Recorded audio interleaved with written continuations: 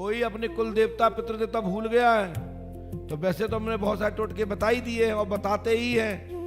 कुछ मंत्र, कुछ औषधि का गुण, कुछ औषधियों के गुणों के माध्यम से भी आपको भूले विसरों की जानकारी मिल जाती है। जो आप भूल गए हैं, विसर दिए मन ने, दिमाग में कुछ कहीं स्मृति नहीं है, तो औषधि के गुण ऐसे ऐसे गुण हैं कि वो रखने मात्र से घर के पूर्वजों का प्राकट्य हो जाते हैं, दर्शन होने लगते हैं। हमारे पास इस विषय पर 2000 से ज्यादा औषधि गुण के अनेक ऐसी क्रियाएं हैं जिनके माध्यम से हम एक टोटका भी बताएं रोज। जो पितरों की जानकारी खोज करने वाले होते हैं, किसी मंत्र, किसी पंडा पुजारी के पास जाने की जरूरत नहीं है, आपका पूर्वज आपके सामने खड़ा हो जाएगा। लेकिन जो पूर्वज भक्त होना चाहिए, यह ध्यान रखें, तथाकथित क्षुद्र राक्षस प्रवृत्ति का व्यक्ति ना हो। यदि वो पूर्वजों से प्रेम प्यार करता है तो मैं गारंटी देता हूं कि 24 घंटे में नींद लगने देंगे। ऐसी अनेक औषधियां हमारे पास है, वनस्पतियों के प्रभाव हैं, उनसे आपके पूर्वज स्पष्ट खड़े होकर के वार्ता करने लगेंगे। जैसे आपने मदार का पेड़ सुना है, अकौआ, सफेद अकौआ।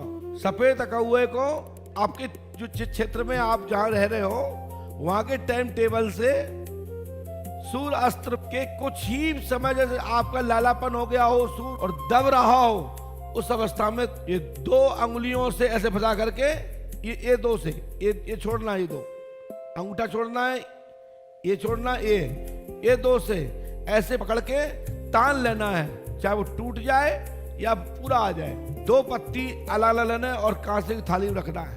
गोलोचन से, पुक नक्षत्र की अनार की कलम से, केसरिया चंदन से उसमें गोलोचन में मिला लेना है और उसमें एक मंत्र लिखना है, ओम फ्राम फ्रीम फ्रूम फ्रूम फट कुरु कुरु स्वाहा। हनुमान जी को चढ़ाते हो तो आपके जो घर में प्रेत है वो प्राप्त हो जाएंगे, और वही शिव को चढ़ाते हो तो घर में जितने भी प्रेत हैं वे खुले दिखने लगेंगे, और वही आप नंदी जी के सामने रखते हैं, सब भागते हुए बाहर खड़े हो जाएंगे गेट के बाहर।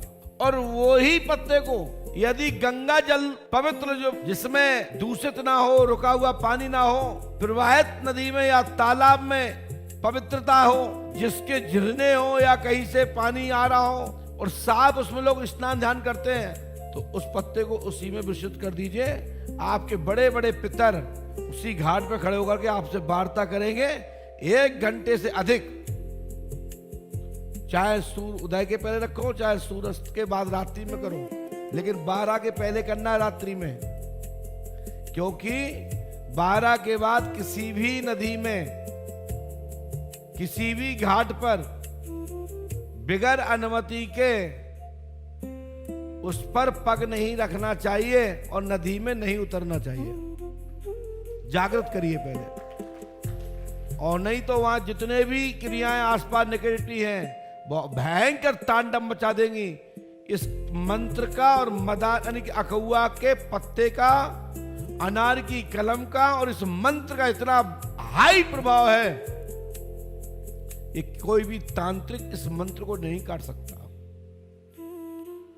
ये इससे आपके पितरों की जानकारी होगी। घर में आपके जो प्रेतादि प्रेत हैं, जो पीड़ा पहुंचाते हैं, कष्ट देते हैं, वो नंदी जी के सहयोग से बाहर खड़े हो जाएंगे, और जो आपके भूले बिसरे पितर हैं वो आपसे वार्ता करेंगे, अपनी पूजा मांगेंगे।